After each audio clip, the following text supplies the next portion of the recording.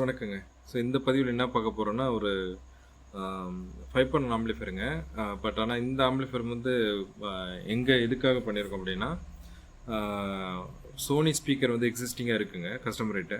அதில அங்க வந்து பார்த்தீங்கன்னா 4 இன்ச்ல